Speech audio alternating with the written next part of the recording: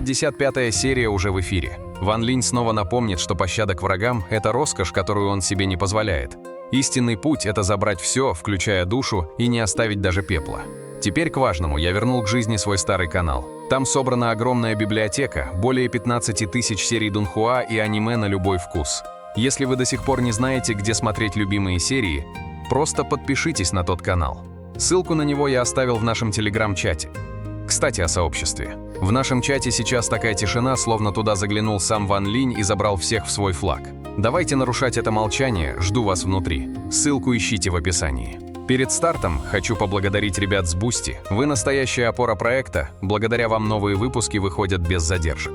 Если вы еще не с нами, советую поторопиться. Сейчас подписка стоит всего 50 рублей, но создание контента требует ресурсов, и совсем скоро ценник вырастет до стоимости сытного перекуса. Судите сами, еда даст энергию на полдня, а доступ к закрытым материалам и ранним просмотрам будет кормить ваш разум вплоть до достижения дао. Ссылка для единоразовой поддержки и все детали также в описании. Ну что ж, приступаем к просмотру. Первым пал строй над северным осколком, и культиваторы толпой ринулись в открывшийся проход. В глубине вспыхнуло алое сияние, коридор осыпался, и все вошедшие погибли в один миг. Тоже повторилось на восточном и южном осколках, и запах крови расползался по всему бессмертному миру молний. На западном осколке Шэнь Гунху и Джань Куньле смотрели, как строй ломается почти без сопротивления. В земле открылась темная впадина, бессмертная сила ударила в небо, и культиваторы наперегонки бросились внутрь. Эти двое не двинулись с места, ведь печать поддалась слишком легко. А вскоре из прохода донеслись предсмертные вопли. Туннель обрушился целиком, и не выжил никто. В тот же миг 9 осколков затряслись, и на каждом проступил знак строя, налитый алым светом. Все 9 печатей рухнули, выпустив ауру, далеко превосходящую ступень созерцания нирваны. Отрубленные руки, ноги, головы и куски тел вылетели наружу и понеслись к центру мира. А одна из голов на ходу пожирала культиваторов, и свет в ее левом глазу разгорался все ярче. Ван Линь и Ли Юань летели над пустотой, когда все вокруг налилось мертвенным холодом. Впереди вспыхнуло красное пятно, и в сердцевине сияния виднелась отрубленная рука. Ван Линь схватил Ли Юаня и рванул его назад, впившись взглядом в свет, заливший пустоту. 5 иссохших острых пальцев тянули стынущим ужасом, и стоило Ван Линю посмотреть, как рука ожила и метнулась к нему. Не приблизившись, она черкнула по пустоте, и 5 трещин с воем понеслись вперед, готовые разорвать и плоть, и изначальный дух. Ван Линь отступил и выпустил стрелу пурпурной молнии, но рука поймала ее, сжала и впитала силу. Он нахмурился, выплюнул крупицу песка, и та обернулась великой печатью осколка. Однако рука полыхнула алым и легко ушла в сторону. Трещины уже подступили к груди, кровавая аура разъедала тело, и даже изначальный дух почти застыл. Третий глаз на лбу гневно раскрылся. Красный свет веером накрыл трещины, и они растворились, оставив 5 капель темной крови. Ван Линь указал правой рукой и глухо приказал застыть, а на тыльной стороне ладони проступил узор звериной кости. Свирепая аура затопила округу, 3 капли окаменели, 2 отступили обратно в руку, и та бросилась в бегство. Он спрятал окаменевшие капли, достал бессмертный меч и рванул в погоню. Он смутно догадывался, что рука и глазное яблоко в пятицветном водовороте одной природы, а сила ее стоит на пике полноты Ян и почти дотягивает до созерцания нирваны. В погоне он применил прием Джань Ло, и тени меча вспороли пустоту. Рука ответила знаком, от которого пустота сложилась внутрь, но великая печать осколка обрушилась снова и тяжело ее ранила. Алое сияние вспыхнуло вдвое сильнее, и рука понеслась дальше, влетев прямо в отряд одного из культиваторских родов. Она рвала тела, крошила изначальные духи и жадно впитывала силу, и за считанные мгновения весь род полег. Рука исцелилась и стала страшнее, а издалека уже приближалось второе алое пятно, в котором виднелась отрубленная нога. Лицо Ван Линя потемнело, он развернулся и ушел, а рука с ногой соединились и умчались вдаль. Весь бессмертный мир молний утонул в хаосе, ведь 8 кусков плоти явились в мир, и каждый обладал мощью пика полноты Ян. Обычные искусства их не брали. Артефакты почти не оставляли следа, а вместе с ними расползался кровавый яд, и культиваторы гибли сотнями. Наконец, 8 алых сияний сошлись в центре мира и слились в единое тело. Белые волосы падали на плечи, лицо было изрублено шрамами, правая глазница пустовала, а в левом глазу мерцал холод. Он усмехнулся, стряхнув с себя остатки печати бессмертного владыки Циншуя, и решил пожрать здешних культиваторов, чтобы вернуть бессмертную основу, а затем закрыть врата. Ван Линь мчался с Ли Юанем к вратам на Дальнем Западе, и туда же бежали культиваторы со всего мира. И в этот миг поднялся красный туман, из которого вышел иссохший белоголовый человек и произнес, что уйти не сможет никто. Одним взмахом руки он обратил в прах нескольких культиваторов ступеней притязания на треножник и поглотил их плоть и духи. Он остался недоволен, поморщился и двинулся прямо к вратам, а культиваторы вдалеке побледнели. Больше десятка человек он вырезал за одно мгновение. От такого зрелища у всех перехватило дыхание, и никто не осмелился встать у него на пути. И все же ближайший к вратам мужчина в золотом халате, ступени пустоты инь, хлопнул по сумке, и 13 летающих мечей нацелились на чудовище. Он крикнул остальным ударить вместе, ведь если врата запрут, не уйдет никто, и несколько культиваторов стиснули зубы и бросились в атаку. Белоголовый сипло рассмеялся, растворился в самой ткани мира и возник у врат. Правой рукой он сложил знак и ударил по громадной алой молнии, падавшей с небес, и его хриплый голос приказал вратам мира молнией закрыться. Молния начала сжиматься прямо на глазах. Только теперь культиваторы очнулись и кинулись на него с артефактами. Но мастеров пустоты инь среди них не набралось и 10. Остальные были слабее, и шансов у них не было вовсе. Чудовище оказалось за спиной культиватора ступени притязания, пробило ему грудь и раздавило изначальный дух. Затем оно возникло перед мужчиной в золотом халате и кровавой тенью влилось в его тело, и тот рассыпался в один миг.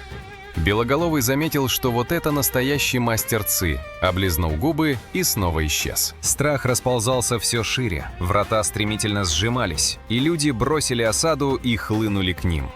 Белоголовый мрачно улыбнулся, назвал бессмертное искусство воплощений и раскололся на 32 двойника. Они возникли у самых врат и начали резать всех, кто пытался прорваться. И все равно культиваторы шли вперед, не думая о смерти, ведь другого пути к жизни не осталось.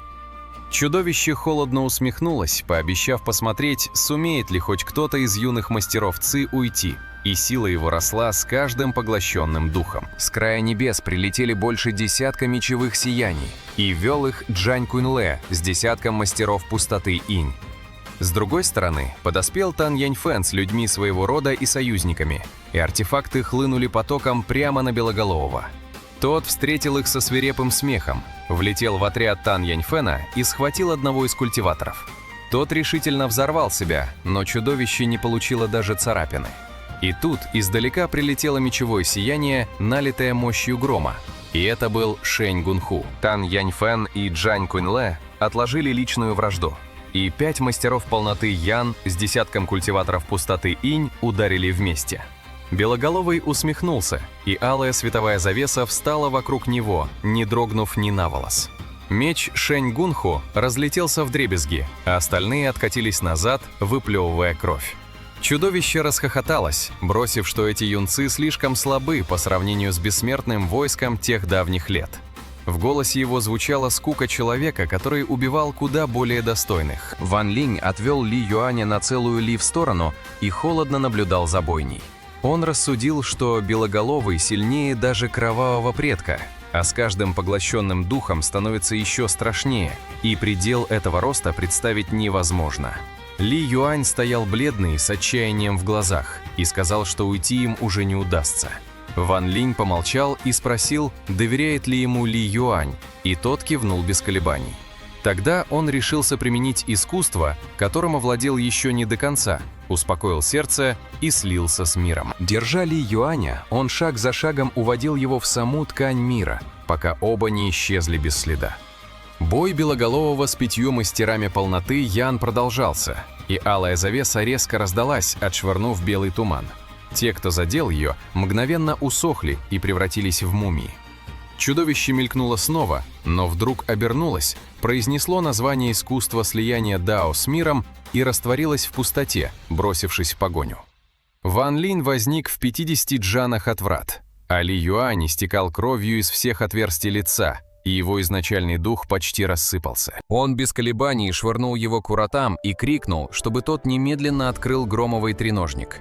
Ли Юань машинально достал треножник, сверкнула молния, и его унесло прочь из этого мира. Ван Линь тоже достал свой треножник, но Белоголовый холодно приказал вратам закрыться, и они рассыпались в тот же миг.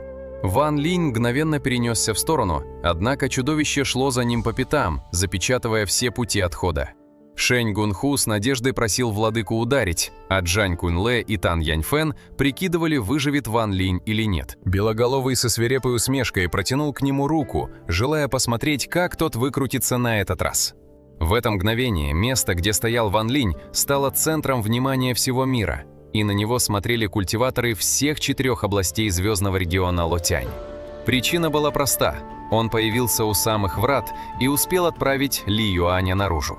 Тот стал первым и единственным, кто покинул бессмертный мир молний, и этот поступок сделал Ван Линя главной фигурой дня. Лицо Ван Линя было мрачным, ведь все пути вокруг оказались перекрыты, и невидимая блокада давила чувством полной безысходности.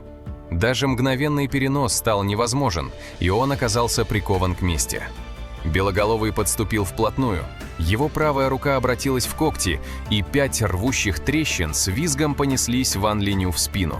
В критический миг Ван Линь указал правой рукой и глухо позвал ветер, и из его ладони вырвался черный вихрь. Он в один миг затопил все вокруг, будто заменил собою целый мир. В черном ветре Ван Линь обернулся, и в его глазах загорелся жуткий призрачный свет, а волосы взметнулись, как у владыки демонов. Ветер свернулся в черного дракона, чуть призрачного, но яростного, и тот бросился на врага, выдохнув поток, способный задуть огонь всех живых душ. Белоголовый замер, и в его глазах мелькнул странный блеск. Он медленно произнес, что это зов ветра, и спросил, кем Ван Линь приходится бессмертному императору Байфаню. Ван Линь не ответил, а сложил руки в знак и погнал по телу изначальную силу, и черный ветер замедлил трещины. Лицо Белоголового стало серьезным. Он приказал земле расколоться, и огромная трещина метнулась вперед и столкнулась с драконом, взорвавшись грохотом. Ван Линя отбросило назад, будто змея с обрезанной нитью, а чудовище уже мчалось следом. Он выпустил из ладони алую молнию и на миг отвлек преследователя, но тот поглотил ее и снова возник у него за спиной. Ван Линь выплюнул крупицу песка, обратившуюся в великую печать осколка, и обрушил ее на врага. Узор звериной кости на его ладони развернулся в громадный костяной силуэт, и свирепая аура рванула вперед. Белоголовый вскрикнул, узнав костяную реликвию Сяо Яодзи, и стремительно отбил натиск. Бой становился все яростнее, но силы были слишком неравны, и каждый прием Ван Линя враг разбивал один за другим. В конце концов, он вытянул всю силу из половины кровавого тела и призвал 3 черных драконов, окруживших Белоголового. Затем кровавое тело было взорвано, и удар потряс пустоту, обрушив само пространство. Пользуясь мгновением, Ван Линь отступил и попытался слиться с миром, но в его сознание вошел дряхлый голос. Старик назвал его связанным судьбой малышом, попросил не спешить и сказал, что сейчас ему некогда разделяться, и потому он одолжит его тело.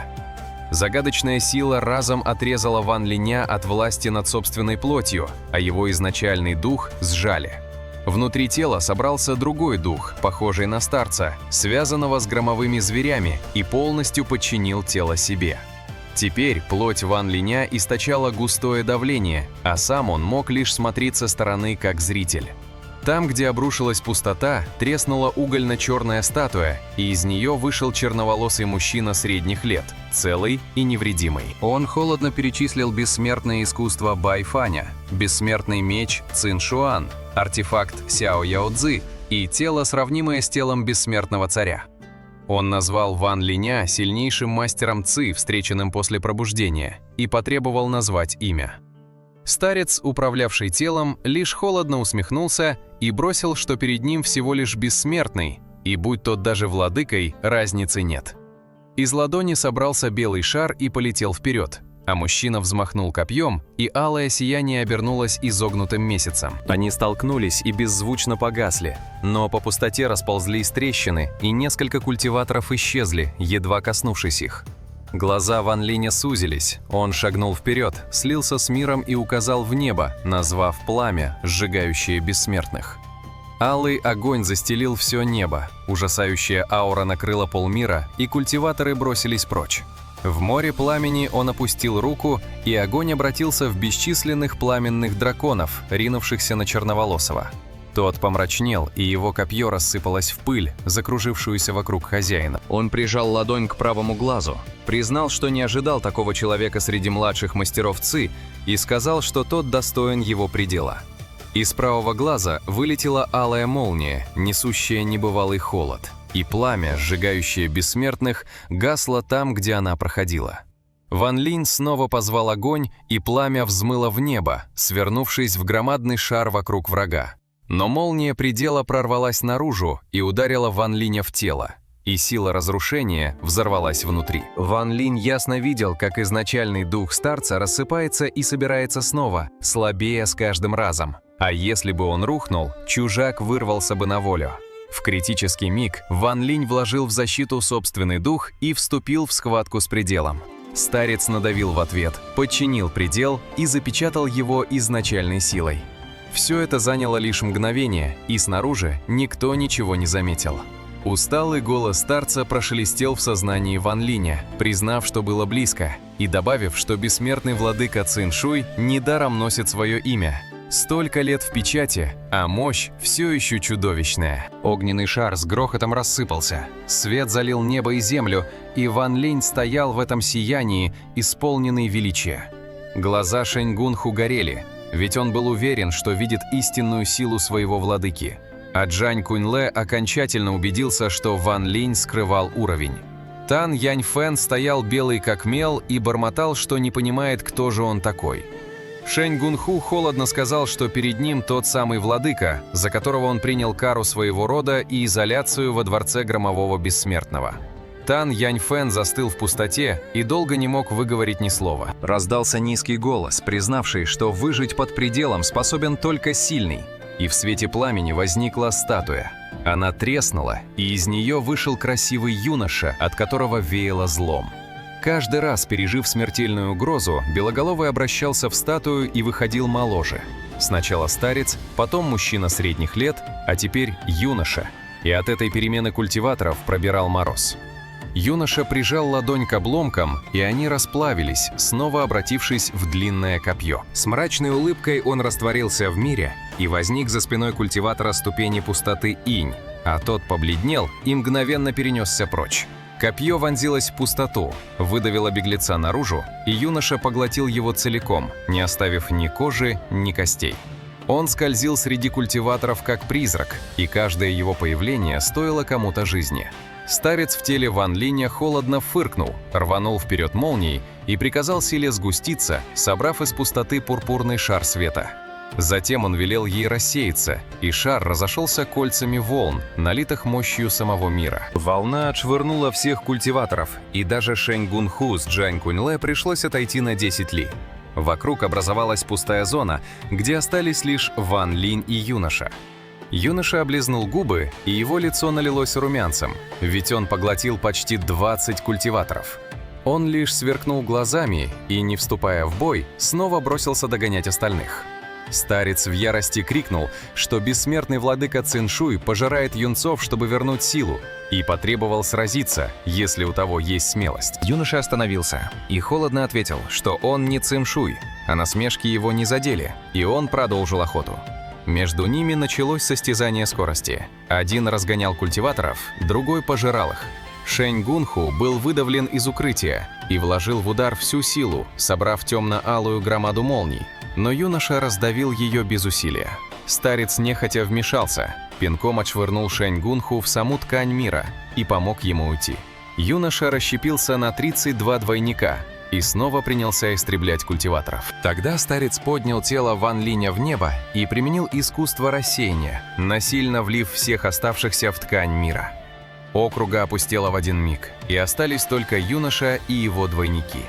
Изначальный дух старца истончился до предела, и он злобно выругался, что на этот раз остался в убытке. В глазах юноши блеснуло алое. Он метнул копье, обратившееся в черное сияние, и бросился вперед.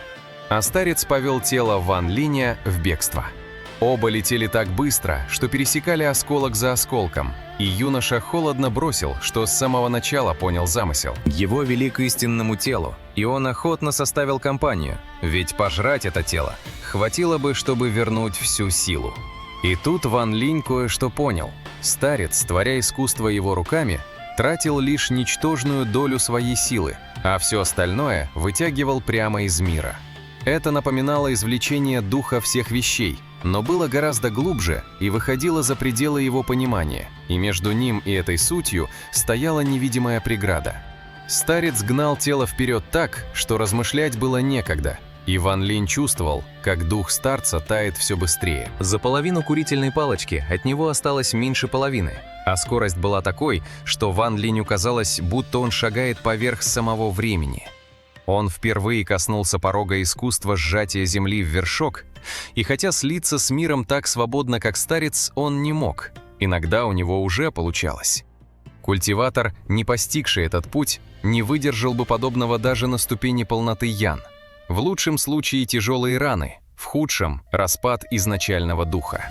Даже Ван Линь не мог держаться долго, ведь его тело почти растворилось в мире, а плоть и дух рассыпались в бесчисленные частицы. Половина курительной палочки показалась ему сотней лет, и в этой вековой буре он мучительно боролся, но получил невероятно много. Слияние изначального духа с миром отпечаталось в его сознании навсегда, ведь вторая ступень пути Дао держится на постижении правил, а слияние и есть дорога к ним. Заодно шевельнулось и его понимание причинности, а кровь и мышцы будто пропитались силой мира. Плоть рассыпалась и собиралась вновь, и не будь его тело особым, его давно разорвало бы в клочья. Наконец они вынырнули над одним из северных осколков. Дух старца рассеялся окончательно, и Ван Линь вновь стал хозяином своего тела.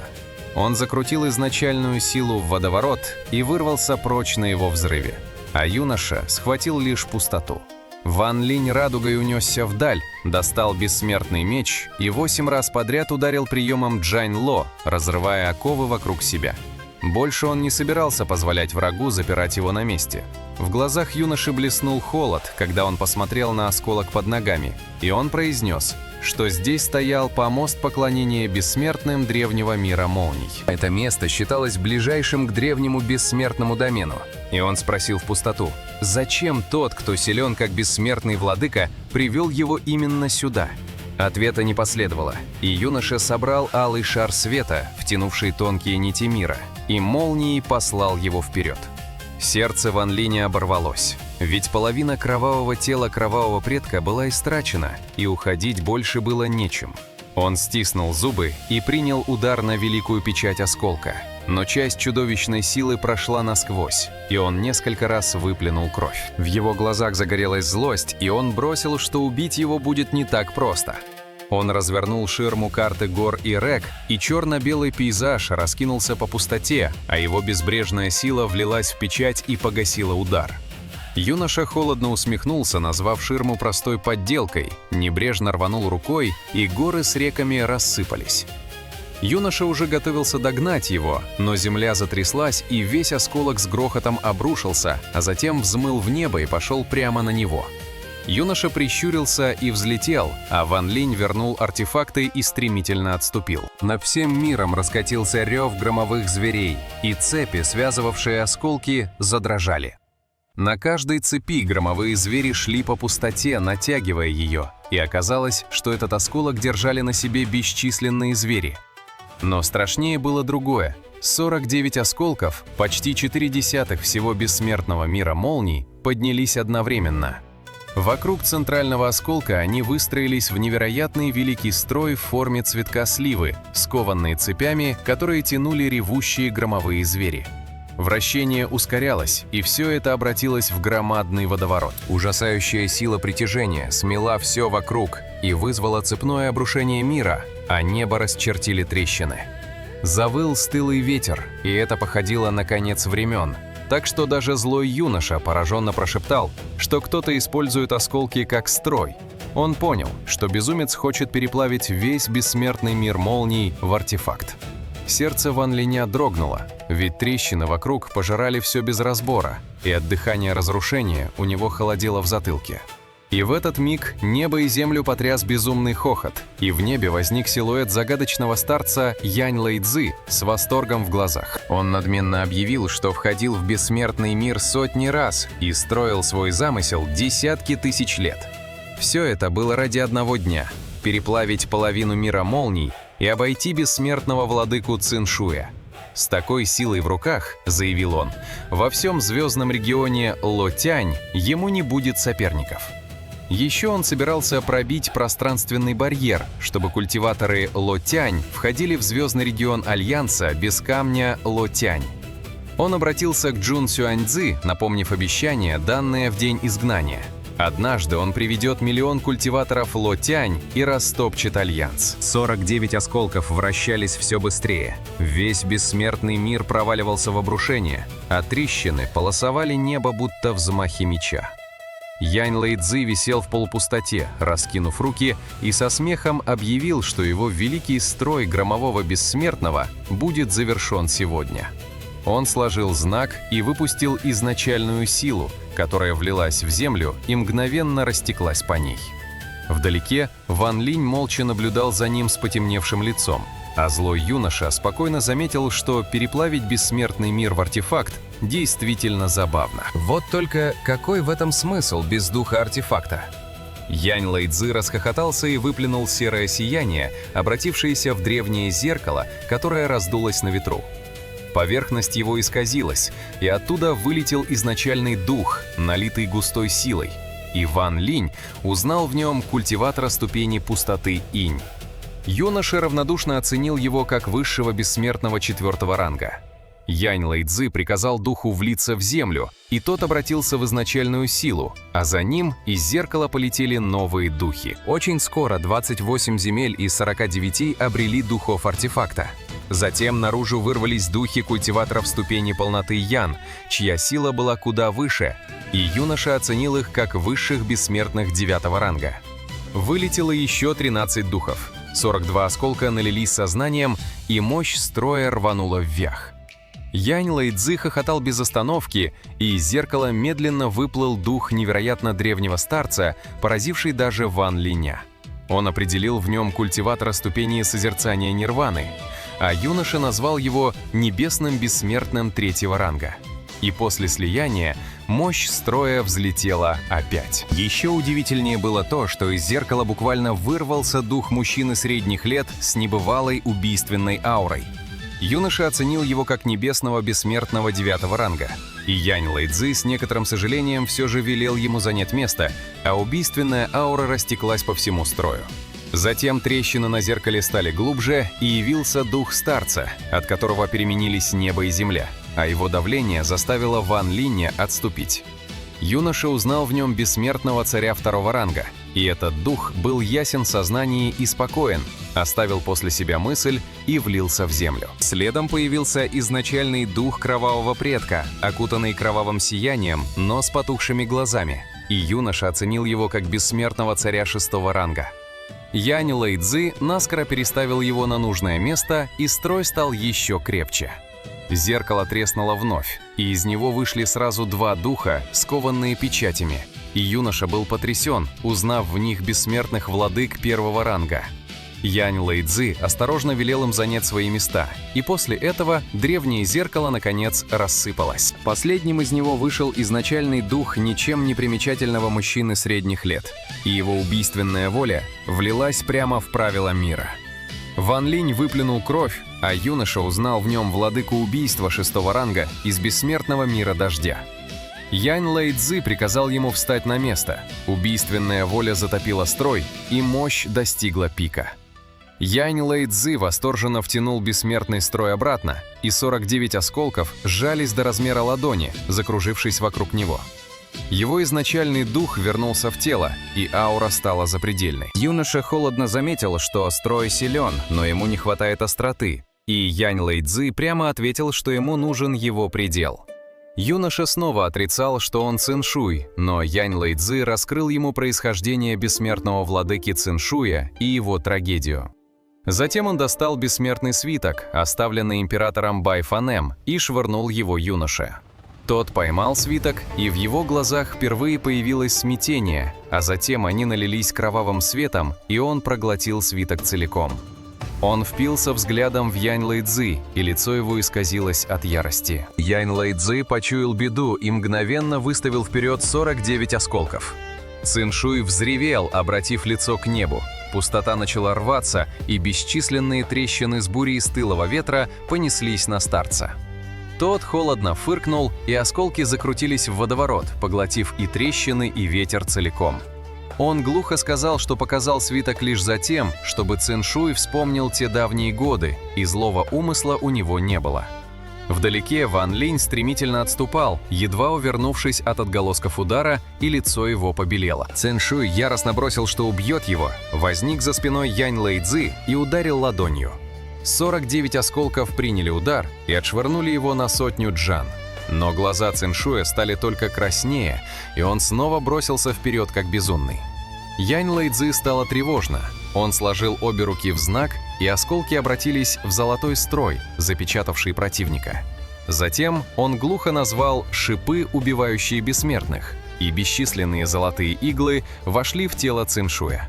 Лицо Циншуя было искажено, но в глазах его проступила глубокая печаль, и он сказал, что уже забыл все, что было тогда. А Янь Лэйцзы заставил его вспомнить. Циншуй поднял руку к небу и глухо позвал ветер, и черный вихрь взревел, выпустив 8 черных драконов. Они разорвали золотой строй и понеслись на Янь Лэйцзы, а тот помрачнел и снова призвал бессмертный строй.